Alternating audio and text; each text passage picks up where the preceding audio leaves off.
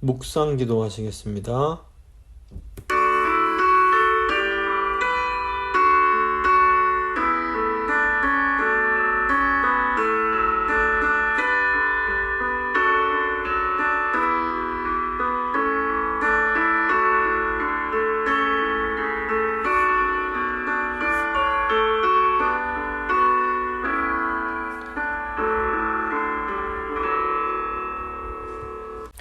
사도신경 고백합니다. 나는 전능하신 아버지 하나님, 천지의 창조주를 믿습니다. 나는 그의 유일하신 아들 우리 주 예수 그리스도를 믿습니다. 그는 성령으로 잉태되어 동정녀 마리아에게서 나시고 본디오 빌라도에게 고난을 받아 십자가에 못 박혀 죽으시고 장사된 지 사흘 만에 죽은 자 가운데서 다시 살아나셨으며 하늘에 오르시어 전능하신 아버지 하나님 우편에 앉아 계시다가 거기로부터 살아있는 자와 죽은 자를 심판하러 오십니다. 나는 성령을 믿으며 거룩한 공교회와 성도의 교제와 죄를 용서받는 것과 몸의 부활과 영생을 믿습니다. 아멘. 찬송가 310장입니다. 찬송가 310장 찬양하겠습니다.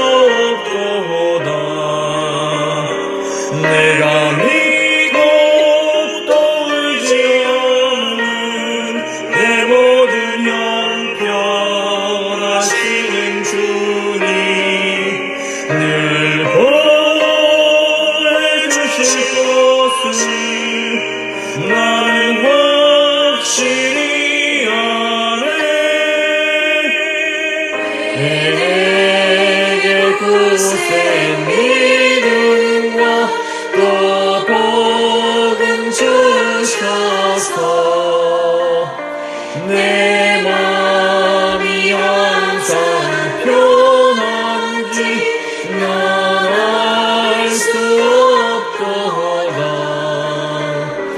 내가 믿고 또 의지 없는 내 모든 형편하시는 주님 늘 보내주실 것을 나는 확신히 아네.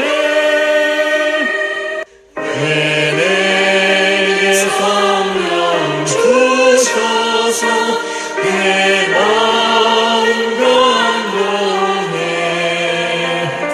주 예수 믿게 하는지 난 알 수 없도다. 내가 믿고 또 의지 없는 내 모든 형편하신 주님 늘 보내주실 것을 나는 확신히 아네. 주 언제 강림하실지 봄날의 온낮에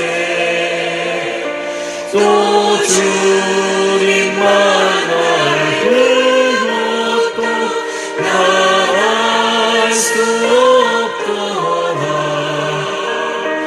내가 믿고 또 의지 없는 내 모든 형편하신 주님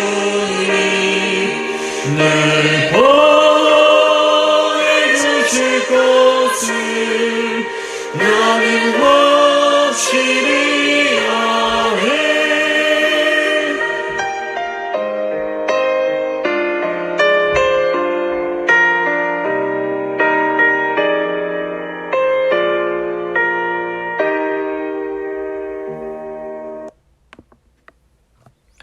기도하시겠습니다.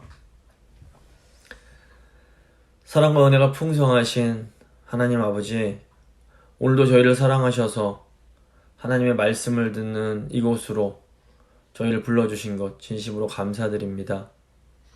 하나님, 이 어려운 시대 속에서 하나님의 말씀이 있는 이곳이 가장 안전한 시온산임을 저희가 믿습니다. 아멘. 주님, 저희가 다른 곳에서 안정과 평안을 구하는 것이 아니라 늘 하나님의 임재가 있는 하나님의 말씀의 자리에서 평안과 기쁨을 찾을 수 있도록 주여 저희의 마음을 늘 붙들어 주시옵소서. 아멘. 이제 하나님 말씀 들으려고 합니다. 말씀 가운데서 또 하나님 하늘의 지혜를 깨닫게 하시고 저희 삶에 필요한 것들, 저희 삶의 방향을 제공해 주시기를 간절히 소망합니다. 아멘. 이제 성령께서 저희 마음 가운데 조명해 주실 줄 믿고 감사드리며 귀하신 우리 주 예수 그리스도의 이름으로 기도드립니다.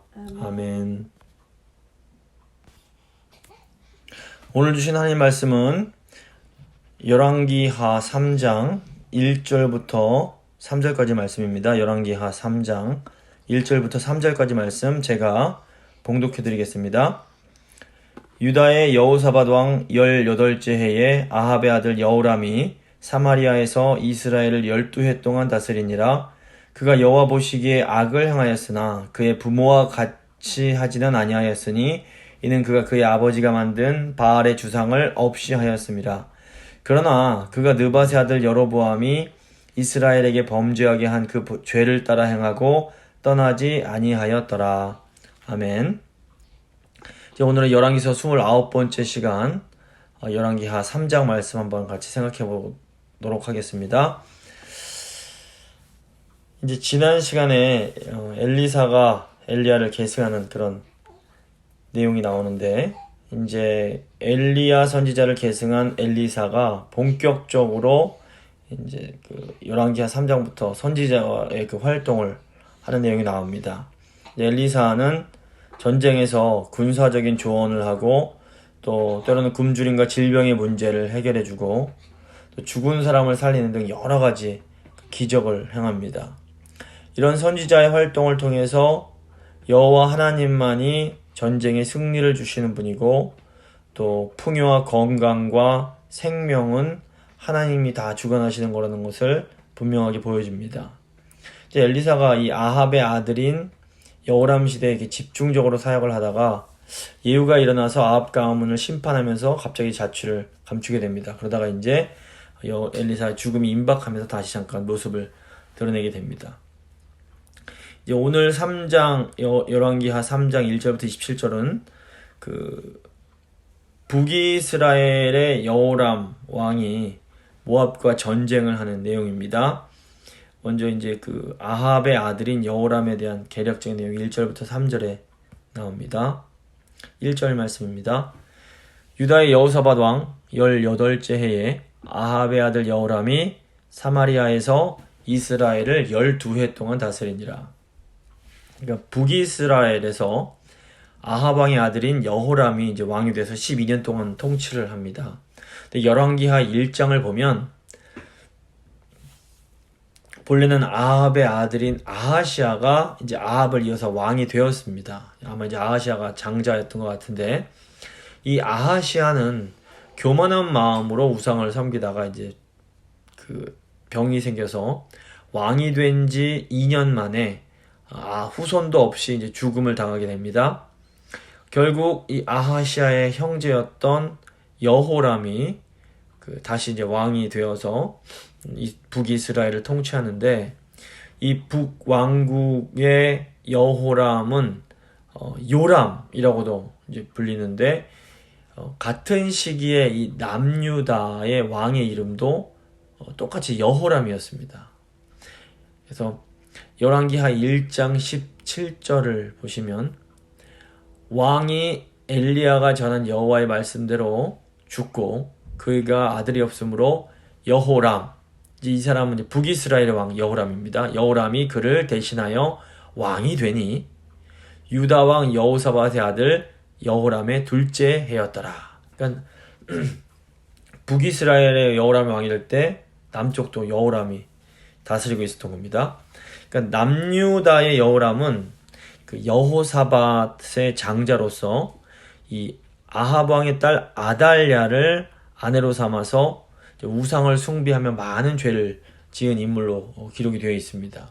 열왕기하 1장 17절에서는 이 북왕국의 여호람이 왕이 된 것이 남왕국, 남유다의 여호람이 왕이 된 지 둘째 해였다라고 말을 합니다. 그런데 오늘 본문이 열왕기하 3장 1절에서는 이 북왕국의 여호람이 왕이 된 것이 남왕국의 여호사밧이 왕이 된 지 18년째였다라고 말을 합니다. 이 내용을 합쳐보면 뭐냐면 남유다 왕국에서 여호사밧 왕이 16년째가 되는 때부터 그 아들인 여호람과 공동 통치를 이제 했음을 저희가 보게 됩니다. 이 고대에는 이런 일들이 있었는데 아들을 왕으로 일단 앉히고 아버지가 여전히 은퇴하지 않고 공동으로 통치를 하는 겁니다. 그래서 남왕국의 여호람이 아버지 여호사밧과 공동 통치를 하던 2년째 해에 북왕국에서 그 아합의 아들인 여호람이 아하시아를 이어서 왕이 이제 된 상황입니다. 2절입니다. 그가 여호와 보시기에 악을 행하였으나 그의 부모와 같이 하지는 아니하였으니 이는 그가 그의 아버지가 만든 바알의 주상을 없이 하였습니다. 북이스라엘 왕국의 여호람은 12년 동안 이스라엘을 다스리면서 아버지 아합이 만들었던 바알 주상을 없앴습니다. 바알 형상으로 만든 그런 것들을 제거한 겁니다. 그러니까 이걸 보면 여호람은 아버지 아합, 어머니 이세벨처럼 적극적으로 바알이나 아세라를 섬기지는 않았던 것처럼 보입니다.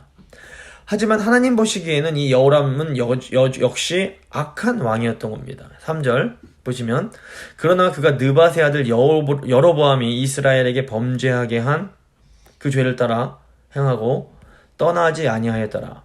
그러니까 여호람은 이 북이스라엘의 근본적인 죄라고 할 수 있는 이 여로보암의 죄에서 떠나지는 못했습니다. 그럼 여로보암의 죄가 뭡니까? 여로보암은 북이스라엘 백성들이 여호와 하나님께 예배하기 위하여 남쪽에 있는 예루살렘 성전으로 가는 것이 싫었습니다. 그러니 다시 남유다에게 마음이 돌아갈까봐 걱정이 되었던 겁니다. 그래서 북이스라엘 지역의 베델과 단에 금송아지를 만들어서 이것이 너희를 애굽 땅에서 인도해내준 너희들의 신이다 라고 말을 했습니다. 그러니까 금송아지 만들어 놓고 이것이 여호와다 이렇게 말을 했던 겁니다. 보시면 우상 숭배는 두 종류가 있습니다. 하나는 분명하게 누가 봐도 확실하게 할 수 있는 그런 눈에 드러나는 우상을 섬기는 겁니다. 가령 바알이나 아세라는 이건 이방인들이 섬기는 그런 신들이었습니다. 그래서 이스라엘 사람들이라면 누가 봐도 이건 여호와 하나님이 아니고 우상이다 라는 것을 알 수 있었습니다. 이제 아합은 그 우상 숭배의 그런 본고장 출신인 이세벨과 결혼을 해서 바알과 아세라를 섬겼습니다. 이 요즘으로 하면 이게 어떤 상황이냐면 교회를 다니는 사람이 무당을 믿는 여자와 결혼을 해서 돈을 많이 벌겠다고 그 아내를 따라 무당집을 찾아다니는 그런 것과 비슷합니다. 교회 다니면서 무당집도 같이 다니는 그런 경우가 이제 아합의 경우라고 볼 수 있습니다. 근데 실제로 요즘도 보면 저희 주위에서 잘 모르실지 모르겠지만 통계를 보면 교회 다니고 예수님을 믿는다고 하면서도 실제로는 이렇게 무당집도 찾아다니고 이것저것 점도 보고 하는 이런 사람들의 의외로 굉장히 많이 있다고 합니다. 근데 이것만 이제 우상숭배가 아니라 이런 건 누가 봐도 우상숭배인데 이거 말고도 또 다른 종류의 눈에 잘 드러나지 않는 우상숭배가 있습니다. 지금 베델과 단에 만든 금송아지는 다른 신이 아니라 이스라엘을 애굽에서 구원하신 여호와를 섬기기 위해서 만들어진 것들이었습니다.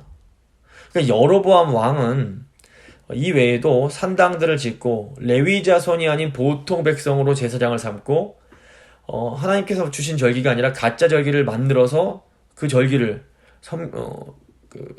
섬기게 합니다. 지키게 합니다. 따라서 이 모세의 율법, 즉 하나님의 말씀을 제대로 배우지 못한 이스라엘 백성들의 경우에는 말씀을 모르니까 금송아지를 섬기면서 우리가 여호와 하나님을 섬기고 있구나라고 이렇게 생각할 수밖에 없었던 겁니다. 그래서 오늘 말씀에 나오는 아합의 아들 여호람은 바알과 아세라를 섬기진 않았습니다. 하지만 여전히 여로보암이 만들어낸 거짓 하나님을 섬겼던 겁니다. 요즘 보면 하나님을 섬기는 것처럼 보이지만 실제로는 자기들이 만들어낸 하나님을 섬기는 사람들이 굉장히 많습니다. 겉보기에는 뭐 하나님을 말하고 교회에서 쓰는 용어들을 막 얘기합니다. 하나님의 은혜, 예수님 얘기하고 형제 자매 얘기를 합니다. 그러니까 교회처럼 보입니다. 이 하나님 말씀을 제대로 배우지 못한 사람들은 아, 이게 교회구나, 이게 기독교구나 라고 생각할 수 있습니다. 하지만 그 안을 좀 더 잘 들여다보면 그 안에 하나님 말씀에서 벗어난 게 너무 많은 겁니다. 여로보암 왕이 산당을 아무데나 짓고 일반 레위인 출신 아닌 일반인들 세워서 제사장 만들고 가짜 절기를 만들어서 지키게 했던 것처럼 자기들이 만들어낸 어떤 이데올로기 같은 것들을 마치 이게 하나님 기뻐하시는 거냥 섬기게 만드는 겁니다. 너무 많은 목회자들이 분별력을 잃고 복음의 진리에서 떠나 여로보암의 죄를 따라 이제 행합니다. 이게 말씀을 가르쳐야 할 목회자들이 진리를 떠나니까 그 엉터리 가르침을 받는 교인들도 어쩔 수 없이 진리를 떠나서 악을 행할 수밖에 없게 된 것입니다. 이것이 이제 북이스라엘의 아주 그냥 결정적인 죄악이었습니다. 그래서 우리가 이 분별력이 필요한데 복음의 진리는 절대로 사람에 대한 증오를 가르치지 않습니다. 예수님과 사도들은 많은 핍박을 받으셨지만 한 번도 다른 사람을 증오하라고 가르치신 적이 없었습니다. 물론 우리 성도들에게는 우리가 대항해 싸워야 할 원수가 있습니다. 하지만 우리의 싸움은 혈과 육에 대한 것이 아니라 정사와 권세와 이 세상 어두움의 그 주관자들과 하늘에 있는 악한 영들에 대한 거라는 것을 저희가 언제나 잊어서는 안 됩니다. 그러니까 마귀는 저희가 정말로 미워하고 마귀와 싸워야 하지만 그 마귀에게 다스림받는 그런 사람들 자체는 저희가 긍휼히 여기는 마음이 있어야 되는 겁니다. 그래서 교회에서 특별히 어떤 목회자란 사람들의 입에서 어떤 개인에 대한 증오를 부추기는 말이 막 나온다면 그거는 이미 복음에서 떠난 것이다 이렇게 생각하시면 됩니다. 물론 목회자는 어떤 사람이 말씀에서 떠난 행동을 할 때에 그 행동에 대해서는 무섭게 책망할 수 있고 또 책망을 해야 할 책임이 있습니다. 하지만 그 책망이 도를 넘어서 어떤 사람의 인신 공격을 할 정도가 되면 그것은 진리에서 멀어졌구나 이걸 저희가 눈치챌 수 있어야 됩니다. 그래서 이 바알과 아세라를 섬기는 것처럼 눈에 뜨이는 눈에 그냥 확실히 드러나는 우상 숭배만 악한 것이 아닙니다. 자기 뜻에 따라서 금송아지를 만들어서 이것이 여호와다, 이것이 너희를 애굽에서 구원해 주신 신이다 라고 부르면서 잘 드러나지 않는 이렇게 방법으로 우상을 섬기게 하는 것이 하나님 보실 때는 바알이나 아세라를 섬기는 것만큼 똑같이 악한 일이라는 것을 저희가 좀 알 필요가 있습니다. 이제 4절부터 12절 보시면 이제 모압이 배반을 하고 전쟁이 시작되는 내용입니다. 4절 5절입니다. 모압 왕 메사는 양을 치는 자라 새끼 양 10만 마리의 털과 수양 10만 마리의 털을 이스라엘 왕에게 바치더니 아합이 죽은 후에 모압 왕이 이스라엘 왕을 배반한지라. 모압은 아시는 것처럼 아브라함의 조카 롯의 후손으로 이스라엘이 살고 있었던 지역 오른쪽 편 요단강 건너편에 이제 위치한 지역입니다.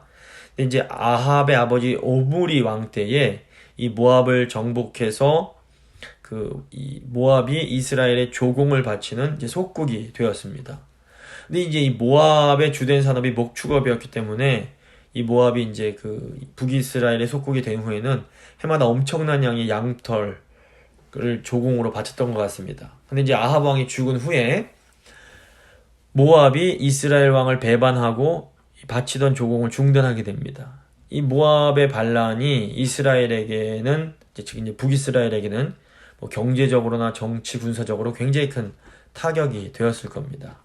6절부터 7절입니다. 그때에 여호람 왕이 사마리아에서 나가 온 이스라엘을 둘러보고 또 가서 유다의 왕 여호사밧에게 사신을 보내 이르되 모압 왕이 나를 배반하였으니 당신은 나와 함께 가서 모압을 치시겠느냐 하니 그가 이르되 내가 올라가리이다. 나는 당신과 같고 내 백성은 당신의 백성과 같고 내 말들도 당신의 말들과 같으니이다 하는지라. 여호람 북이스라엘의 여호람이 남유다 왕과 연합군을 형성해서 모압을 하자 이렇게 말을 합니다. 그때 이제 유다 왕 당시 여호사밧이 아합과의 관계에서 그랬던 것처럼 여호람의 요청에 대해서 적극적으로 이제 호응을 합니다. 근데 이제 아합 왕가에 대한 이 남유다 여호사밧의 이렇게 우호적인 태도는 결국 이제 두 왕가 사이의 정략 결혼으로 이어지게 됩니다. 그래서 열왕기하 8장 18절을 보시면 그가 이제 남유다의 여호람이 이스라엘 왕들의 길을 가서 아합의 집과 같이 하였으니 이는 아합의 딸이 그의 아내가 되었습니다. 그가 여호와 보시기에 악을 행하였으나. 열왕기상 그 22장을 보시면 이 남유다 여호사밧 왕은 하나님 보시기에 정직하게 행하려고 노력했던 왕입니다. 그런데 이 여호사밧이 그 당시에도 보면 아합과도 친하게 지내고 지금 오늘 말씀에 또 아합의 자녀인 여호람과도 되게 친하게 지냅니다.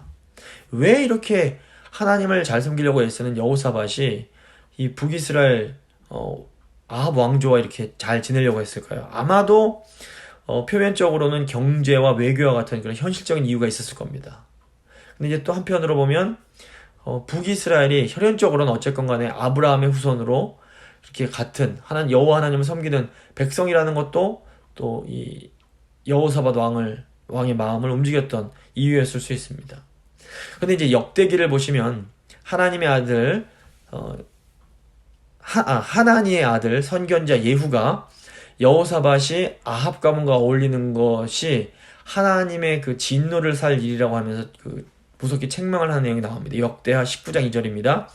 하나니의 아들 선견자 예후가 나가서 여호사밧 왕을 맞아 이르되 왕이 악한 자를 돕고 여호와를 미워하는 자들을 사랑하는 것이 옳으니까 그러므로 여호와께로부터 진노하심이 왕에게 임하리이다. 그러니까 사람들은 뭐 좋은 게 좋은 거지라고 하면서 이렇게 나쁜 하나님 뜻을 행하지 않는 사람들과 이렇게 막 어울려 지내는 것을 괜찮다라고 말을 합니다.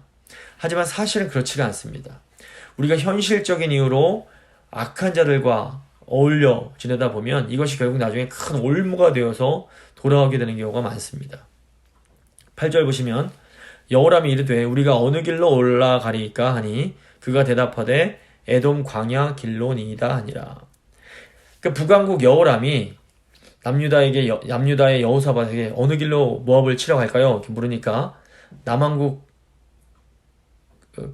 남쪽의 그 여호사밧이 에돔 광야길로 가자라고 말을 합니다. 근데 당시 이제 에돔은 이 남유다에 예속된 상태로서 남유다의 섭정 왕이 다스리고 있었습니다. 그래서 사실은 에돔 광야로 가는 길이 이렇게 돌아서 가는 길이었음에도 에돔 쪽으로 돌아가자라고 한 것은 에돔 군대를 같이 이제 동원하기 위해서였다고 볼 수 있습니다. 그래서 9절 보시면 이스라엘 왕과 유다 왕과 에돔 왕이 가더니 이렇게 되어 있습니다. 그래서 이 세 연합군이 되어서 이제 모압을 치러 가는 겁니다. 9절 계속 보시면 길을 둘러간 지 7일에 군사와 따라가는 가축을 먹일 물이 없는지라 이스라엘 왕이 이르되 슬프다 여호와께서 이 세 왕을 불러 모아 모압의 손에 넘기려 하시는도다 하니 북이스라엘 남유다 에돔의 이 세 왕과 군사들이 모압으로 가는 도중에 그 군사들과 가축을 먹일 물이 고갈되게 됩니다. 이 위급한 상황에서 북왕국의 여호람이 마치 모든 것이 하나님의 잘못이라는 듯이 말을 합니다. 아마도 이 여호람, 북이스라엘의 여호람이 전쟁에 출전하기 전에 궁정의 선지자들을 모아놓고 하나님의 뜻을 물었던 것 같습니다. 그리고 당연히 선지자들은 왕이 듣기 좋은 긍정적인 대답을 해줬을 겁니다. 저희가 열왕기상 22장에서도 아합이 이제 아람과의 전쟁을 하려고 할 때 이와 비슷한 일이 있었습니다. 아합이 궁정 선지자들에게 이 전쟁이 어떻게 될 것 같냐 물으니까 궁정 선지자들이 막 이렇게 공연을 하면서 아합 왕 귀에 듣기 좋은 말을 이렇게 하는 것을 저희가 기억을 합니다. 그래서 아합의 아들 여호람도 똑같은 방식으로 자기의 욕심을 만족시켜주는 이 거짓 선지자들의 말을 하나님의 말씀으로 받아들이고 이제 전쟁을 시작했던 겁니다. 그래서 예나 지금이나 이 권력자들은 종교인들이 자기가 원하는 말, 듣기 좋은 말을 해주기를 원합니다. 그래서 이 권력자들에게 아부하는 종교인들은 이 권세자들의 그 후원을 받아서 부와 권세를 누리게 되는 경우가 많습니다. 하지만 참 선지자들은 사람이 듣고 싶은 말이 아니라 하나님이 주신 말을 전합니다. 참 선지자는 자기가 하고 싶은 말이 아니라 하나님이 주신 말을 하는 겁니다. 근데 이렇게 하나님이 주신 말을 듣는 사람에게 소망이 있습니다. 내가 듣기에 좋은지 싫은지 관계없이 이게 하나님 말씀이면 내가 듣겠다 이런 마음이 있는 사람에게는 굉장히 큰 소망이 있습니다. 우리가 어떤 상태에 있을지라도 하나님의 말씀을 듣고자 하면 하나님께서 우리를 긍휼하게 여겨주십니다. 그래서 남왕국의 여호사밧 왕은 참 부족함이 있었지만 그래도 하나님 말씀에 귀 기울임으로 이 하나님의 도우심을 입을 수 있었던 그런 사람이었습니다. 11절 보시면 여호사밧이 이르되 우리가 여호와께 물을 만한 여호와의 선지자가 여기 없느냐 하는지라 이스라엘 왕의 신하들 중에 한 사람이 대답하여 이르되 전에 엘리야의 손에 물을 붓던 사밧의 아들 엘리사가 여기 있나이다 하니 아합 왕이 아람과 전쟁을 하려고 할 때에도 여호사밧은 먼저 하나님의 말씀을 들어보자 이렇게 말을 했었습니다. 모압과 전쟁을 하려고 하다 지금 위기를 만난 이때에도 여호사밧 왕은 또다시 지금 우리 지금 하나님 말씀이 필요합니다 이렇게 이제 말을 하는 겁니다. 이런 식으로 나는 무지하오니 하나님의 뜻을 구합니다 라는 이 말씀 듣겠다는 태도가 사실은 우리 모든 문제 해결의 지름길이라고 할 수 있습니다. 이제 이 여호사밧 왕이 말을 들은 신하 중 하나가 엘리야 손에 물을 붓던 사밧의 아들 엘리사가 있습니다 라고 말을 합니다. 이 손에 물을 부었다라는 것은 시중을 드는 것으로 종이 주인에게 아들이 아버지에게 제자가 스승에게 이제 이 손에 물을 붓는 일을 행했다고 볼 수 있습니다. 12절입니다. 여호사밧이 이르되 여호와의 말씀이 그에게 있도다 하는지라 이에 이스라엘 왕과 여호사밧과 에돔 왕이 그에게로 내려가니라. 이 시종의 말을 들은 여호사밧이 여호와의 말씀이 하나님의 말씀이 그에게 있다라고 하면서 다른 두 왕들과 함께 이제 엘리사 선지자를 찾아갑니다. 그러니까 보면 악한 아합 왕가와 손잡은 걸 보면 여호사밧 왕이 이렇게 지혜롭거나 완전한 왕은 아니었던 것처럼 보입니다.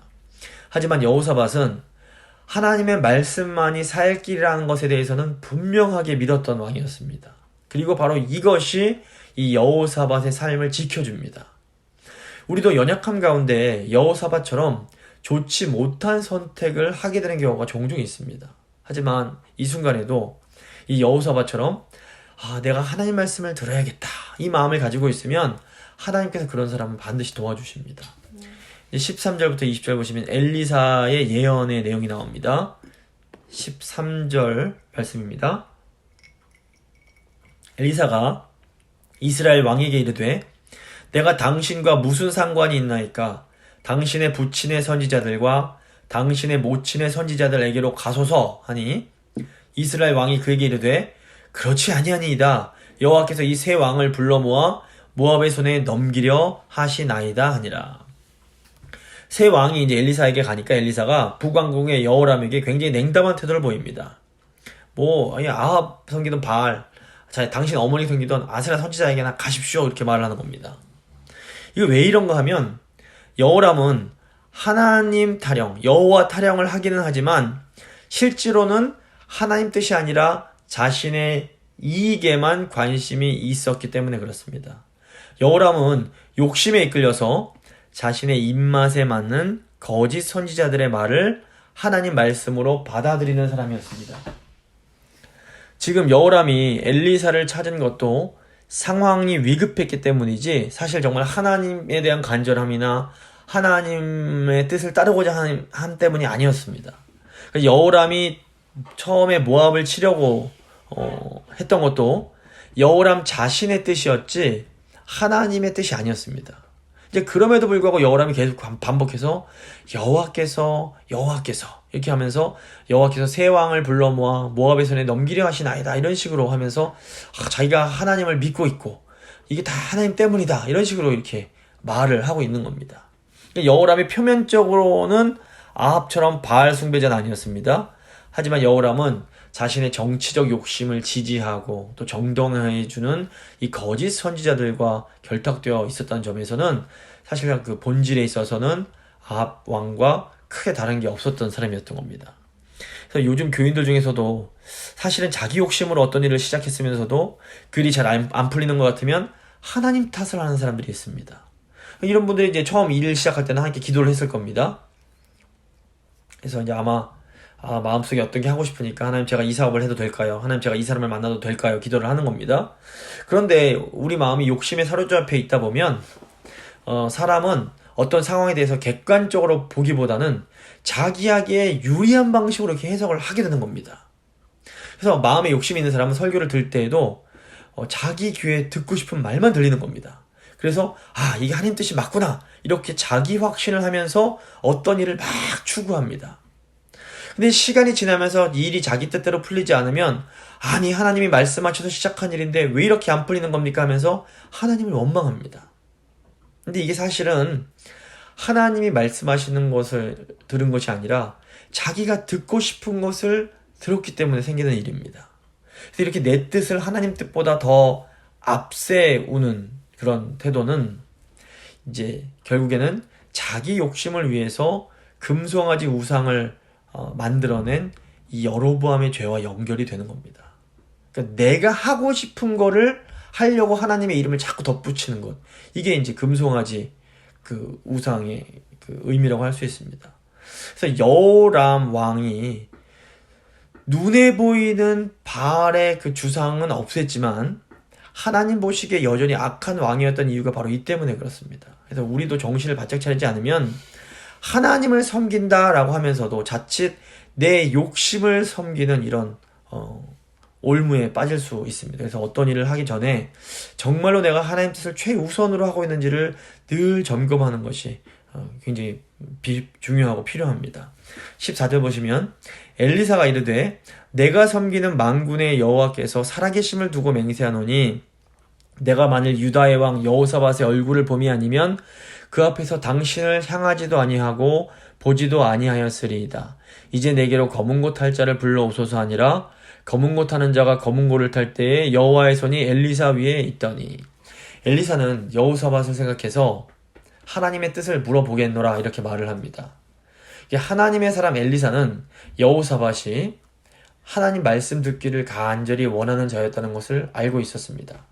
이건 무슨 의미냐면 하나님께서 부족함이 있지만 여호사밧의 그 순수한 믿음을 인정해 주셨음을 의미합니다. 이게 북왕국 여호람의 입장에서 보면 믿음의 사람 여호사밧과 함께 있었던 것이 굉장히 큰 행운이었던 겁니다. 이 여호람은 믿음의 사람 여호사밧 덕분에 하나님 말씀을 듣게 됩니다. 그러니까 하나님께 믿음을 인정받는 사람 곁에 있는 것이 큰 축복입니다. 그래서 가족 중에 믿음 좋은 사람이 있으면 그 가정에 큰 복이 되는 겁니다. 이게 참 특이한 것은 이제 엘리사가 검은 고 탈 자를 부르라고 하는데 검은 고 타는 자가 검은 고를 막 탈 때에 엘리사 위에 여호와의 손이 나타납니다. 이것은 엘리사가 하나님의 특별한 권능에 의해서 그 하나님의 그 능력을 하나님과 그 관계를 맺게 되는 것을 의미합니다. 그래서 에스겔도 보면 여호와의 손이 임하고 특별한 환상을 봅니다. 사무엘상 16장을 보면 사울이 악령 때문에 괴로워할 때에 다윗이 수금을 타면 악령이 떠나갔습니다. 이제 이것은 우리가 하나님을 찬양할 때에 우리 마음이 하나님과 연결되는 데 있어서 굉장히 그런 도움이 된다는 것을 저희가 보게 됩니다. 16절 17절 보시면 그가 이르되 여호와의 말씀이 이 골짜기의 개천을 많이 팔아 하셨나이다. 여호와께서 이르시기를 너희가 바람도 보지 못하고 비도 보지 못하되 이 골짜기에 물이 가득하여 너희와 너희 가축과 짐승이 마시리라 하셨나이다. 엘리사가 말한 골짜기는 에돔과 모압의 국경지대에 있는 세렛 시내였을 가능성이 높습니다. 근데 이 지역이 와디라고 불리는 지역입니다. 와디가 뭔가 하면 사막의 이제 지형으로서 평소에는 건조해서 물이 전혀 흐르지 않다가 비가 내리면 이 건조한 물 때문에 갑자기 물이 불어나면서 홍수가 나버리는 그런 지역입니다. 그래서 이제 미리 개천을 파두지 않으면 갑자기 물이 막 닥치면 병사들과 군수물자들이 다 물에 잠겨버리는 그런 일이 일어날 수가 있었던 겁니다. 18절 보시면 이것은 여호와께서 보시기에 작은 일이라 여호와께서 모압 사람도 당신의 손에 넘기시리니 당신들이 모든 견고한 성읍과 모든 아름다운 성읍을 치고 모든 좋은 나무를 베고 모든 샘을 메우고 돌로 모든 밭을 헐리이다 하더니 엘리사는 하나님께서 물을 주실 거라는 예언과 함께 이제 모압과의 그 전쟁에 대한 예언을 합니다. 모든 견고한 성읍을 치고 나무를 다 베어버리고 샘을 메우고 돌로 모든 밭을 헐게 될 거라는 예언은 이게 모압에 대해서 큰 승리를 예언하는 것처럼 보입니다. 하지만 이제 나중에 보면 모압에 대한 이 예언은 이스라엘의 완전한 승리에 대한 예언은 아니었습니다. 20절 보시면 아침이 되어 소제를 드릴 때에 물이 에돔 쪽에서부터 흘러와 그 땅에 가득하였더라. 엘리사가 했던 물에 대한 예언이 그대로 성취가 됩니다. 이를 통해서 하나님은 목마른 자에게 물을 주시는 분이라는 것을 분명하게 보여주십니다. 이사야 44장 3절 보시면 나는 목마른 자에게 물을 주며 마른 땅에 시내가 흐르게 하며 나의 영을 내 자손에게 나의 복을 내 후손에게 부어주리니. 그래서 하나님은 우리의 목마름과 부족함을 넉넉하게 채워주실 수 있는 분이십니다. 예수님은 누구든지 목마르거든 내게로 와서 마시라 라고 말씀을 하십니다. 그래서 오늘날 이 시대의 문제는 목이 너무너무 말라서 괴로워하면서도 정작 그 생수의 근원이신 예수님께로 나아가려고 하지 않는 것입니다. 근데 우리 예수님께 나아가면 주님께로부터 이 놀라운 풍성한 생수를 마실 수 있게 됩니다. 21절부터 27절 보시면 이스라엘의 실패한 승리입니다. 21절입니다. 모압의 모든 사람은 왕들이 올라와서 자기를 치려 한다 함을 듣고 갑옷 입을 만한 자로부터 그 이상 다 모여 그 경계에 서 있더라. 아침에 모압 사람이 일찍 일어나서 해가 물에 비침으로 맞은편 물이 붉어 피와 같음을 보고 이르되 이는 피라 틀림없이 저 왕들이 싸워 서로 죽인 것이로다.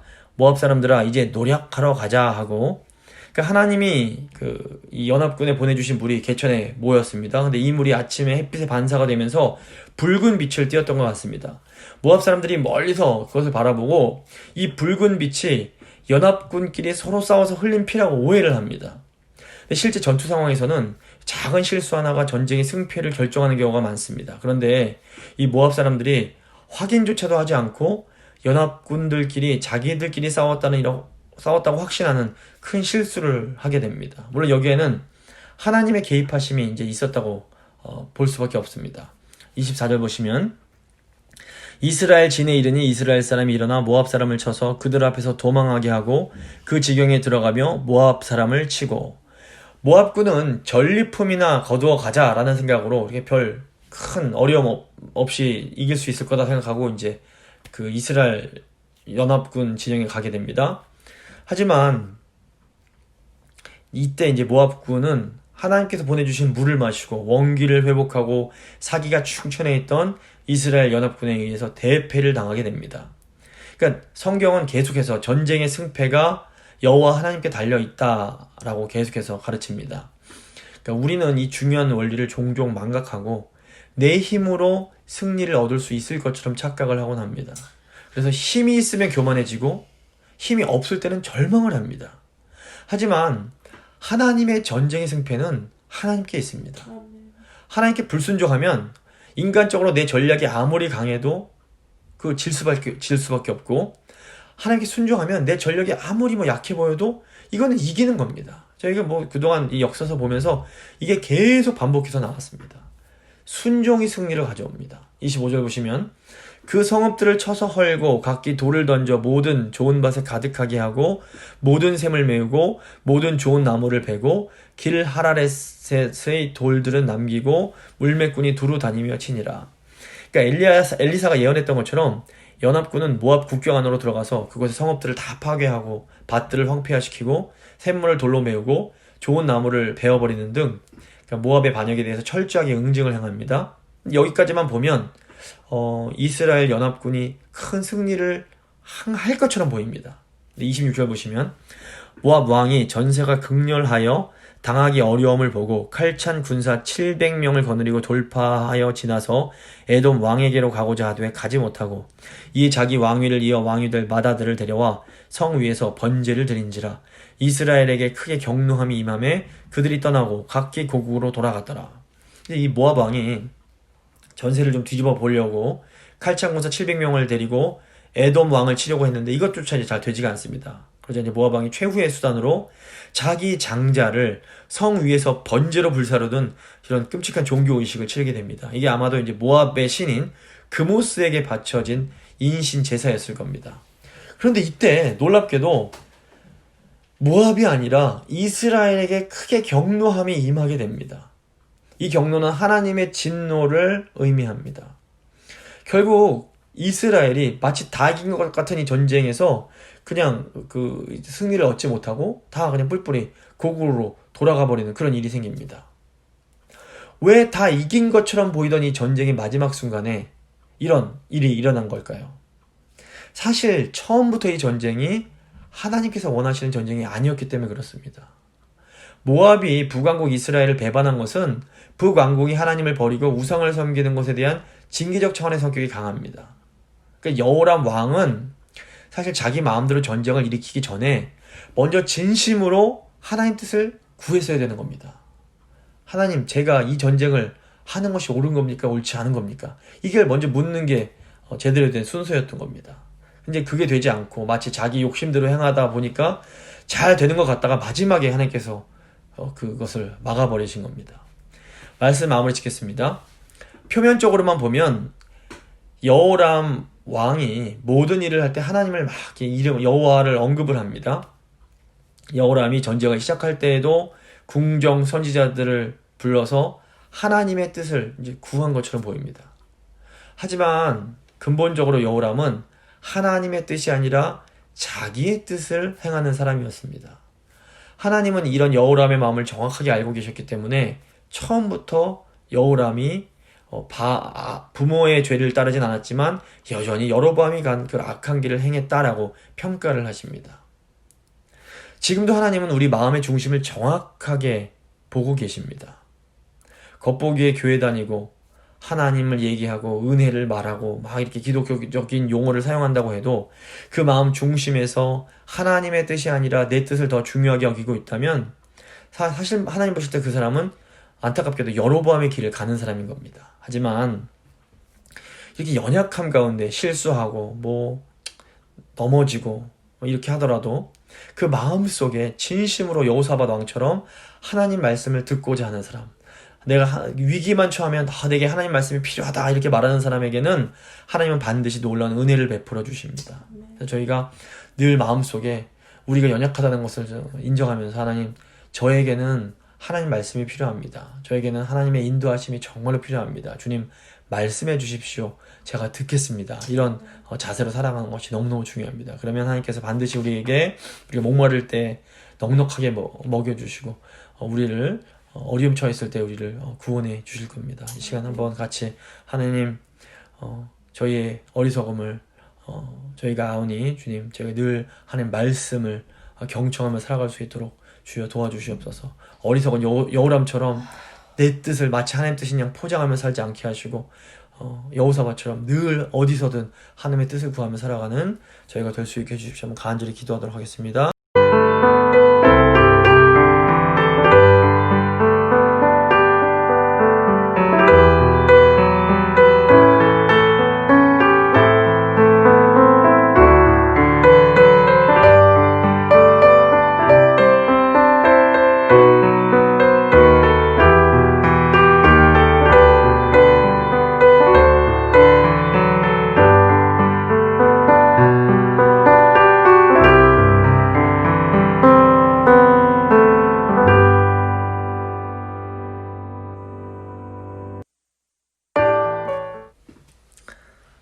살아계신 하나님, 감사합니다. 오늘도 말씀 통해서 다시 한번 저희 마음을 살피게 하신 것 감사드립니다. 주님, 저희는 연약하고 부족합니다.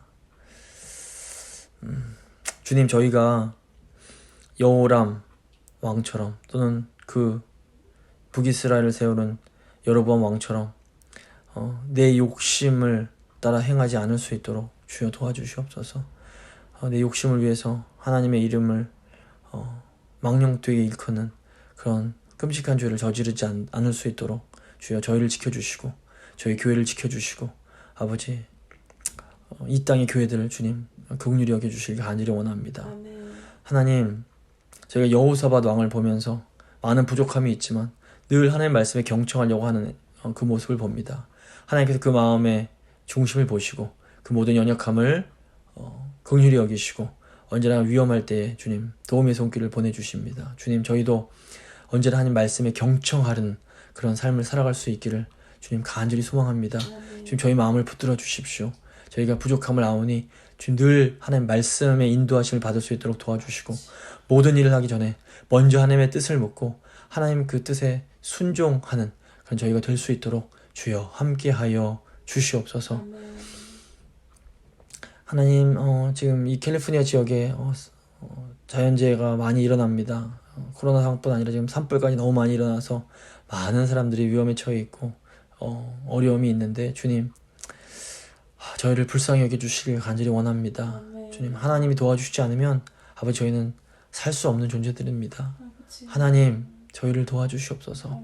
저희를 불쌍히 여겨주시옵소서. 저희 마음을 만져주시고 저희가 늘 하나님을 바라보며 겸손한 마음으로 살아갈 수 있도록 주여 늘 저희와 함께하여 주시옵소서. 특별히 이제 저희 성도님들 한 분 한 분 코로나 상황 속에서 안전하게 지켜주시고 저희 교회도 주님 눈동자처럼 지키셔서 아버지 이 마지막 때에 신실하게 하나님의 뜻을 잘 행하며 나아가는 교회 사명 잘 감당하는 저희 교회 될 수 있도록 주여 함께하여 주시옵소서.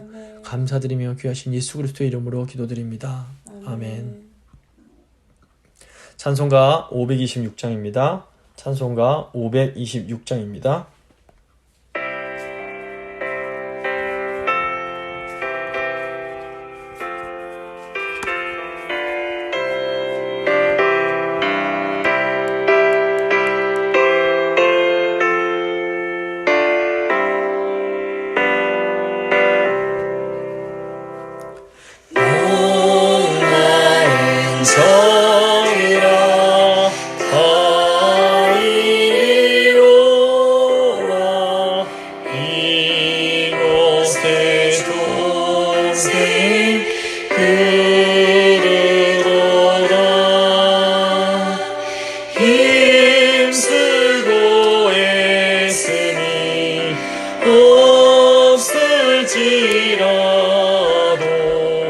이 셈에 오면 다 마시겠네. 이 셈에 쏟는물 강같이 흘러 온 천하 만국에 다 통하네. 빈보다 귀천에 분별이 없이 다 와서 쉬고 또 마시겠네. 생명수 샘물을 마신 자마다 목 다시 마르지 아니하고 속에서 솟아나 생수가 되어 영원히 솟아 늘 풍성하리. 이 샘의 이름은 생명의 샘물, 저수정 빛같이 늘 맑도다. 어린 양 보좌가 근원이 되어 생명수 샘이 늘 그치지 않네.